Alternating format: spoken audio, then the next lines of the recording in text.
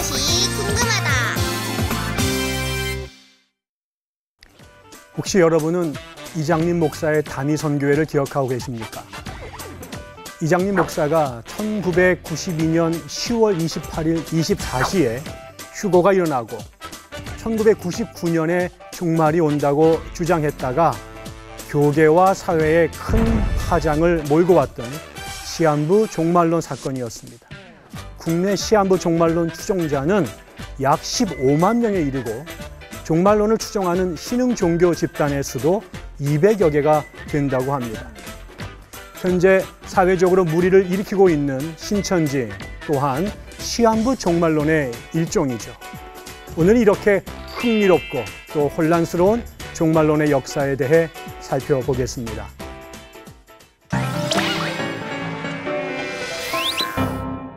우리가 종말에 대해 이야기할 때 자주 전천년설, 후천년설, 무천년설 이런 용어를 듣게 됩니다.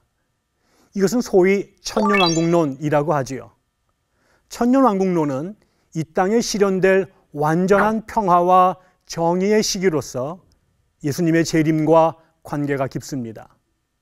즉 그리스도가 천년왕국 전에 재림하면 전천년설, 천년왕국 후에 재림하시면 후천년설이라고 부르고 천년왕국의 존재 자체를 부정하는 입장이 무천년설입니다.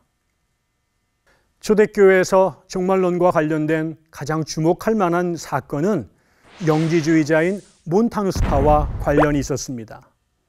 1세기 그리스도인들은 예수의 승천 이후에 1세대 내에 예수께서 재림하실 거라고 믿었습니다. 하지만 세월이 흘러도 예수의 재림은 좀처럼 이루어지지 않았지요. 그러면서 교회는 이단과 박해에 직면하여 자신의 교리와 제도를 정비하기 시작했습니다. 그 결과 예수의 재림에 대한 기대감은 점차 약화되고 교회는 형식화, 제도화의 길을 걷게 되었습니다. 이런 상황에서 몬타누스파가 출현했습니다. 156년부터 172년 사이에 소아시아에서 몬타누스와 2명의 여성 예언자들, 즉 프리실라와 막시밀라가 황홀경 속에서 예언을 했습니다. 그들은 세상의 종말이 170년에 일어날 것이라고 선포하고 새 예루살렘과 천년왕국의 장소로 프르기아 지방의 페푸자를 지목했습니다. 그들은 세상과 타협하는 목회자들을 비판하면서 임박한 종말을 예언했습니다. 많은 사람들이 그들의 예언에 동요했습니다. 하지만 당연히도 예언했던 그 날짜에 종말은 일어나지 않았죠. 중세였던 12세기에 또 한 명의 중요한 종말론자가 출현해서 교회사에 흔적을 남겼습니다. 피오레의 산 지오반니 수도원의 창설자요, 신학자요, 신비가였던 피오레의 요하킴이 바로 그 사람입니다. 그는 요한계시록을 깊이 연구한 후에 역사를 성부시대, 성자시대, 성령시대로 구분했습니다. 특히 그는 성령시대가 1260년에 시작된다고 주장했는데 이때 그리스도의 재림 대신에 평화와 일치의 시대가 시작될 것이라고 주장했습니다. 물론 1260년에도 세상은 바뀌지 않았습니다. 19세기에는 미국에서도 종말론이 큰 사회적 파장을 일으킨 적이 있습니다. 침례교 농부였던 윌리엄 밀러는 종말에 대한 특별한 관심을 갖고 성경을 연구했습니다. 그는 자신만의 독특한 계산법에 따라서 그리스도께서 1843년경에 다시 오실 것이라고 주장했습니다. 대다수 목회자들의 반대와 주변 사람들의 조롱에도 불구하고 그의 주장에 동조하는 사람들이 급증해서 수백만 명에 달했던 것으로 추정됩니다. 밀러는 1844년 3월 21일을 예수의 재림일로 선포했지만 당일에 아무 일도 일어나지 않았습니다.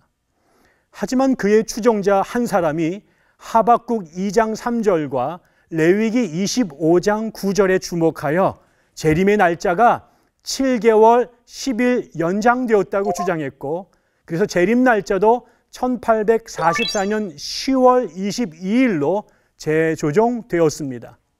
하지만 그날에도 예수님은 오시지 않았습니다. 많은 추종자들이 크게 실망하고 흩어졌지만 남은 사람들이 모여서 현재의 재림 기독교회와 제7일 안식교회 등을 조직했습니다. 1967년에 발발한 제3차 중동전쟁, 소위 6.1 전쟁의 결과로 예루살렘이 이스라엘의 수중에 들어가자 이스라엘이 갑자기 종말론자들의 집중적 조명을 받게 되었습니다. 이 전쟁 직후에 출판된 홀 린지의 대유성 지구의 종말의 경우에 1970년대에 50여 개국에서 31개 언어로 번역되어 3천만 권이나 팔렸습니다. 이 책은 71년도에 우리나라에서도 바로 번역이 되어 큰 영향을 끼쳤습니다.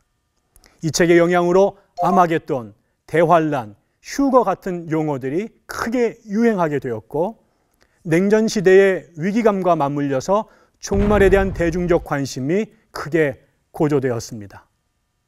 그리고 여러분이 잘 아시는 이단 종파, 신천지 예수교 증거 장막 성전도 시한부 종말론의 일종입니다. 요한계시록을 자의적으로 해석해서 창시자 이만희를 보혜사 이긴 자 등으로 부르며 재림주인 양 묘사하고 신천지 알곡교인 14만 4천 명이 채워지면 새하늘과 새 땅이 이루어진다고 말하죠. 여러분, 바야흐로 신천지 경보시대입니다.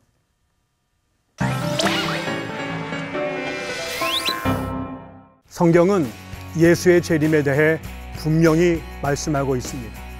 따라서 예수의 재림을 고대하는 것은 신자의 당연한 의무이자 특권입니다. 하지만 왜곡된 성경 해석과 어설픈 역사 이해, 그리고 보편성을 상실한 직통 계시의 근거에서 종말의 징조를 단정하고 시한부 종말론을 주장하는 것은 교회와 신앙생활에 대단히 부정적인 영향을 끼칩니다.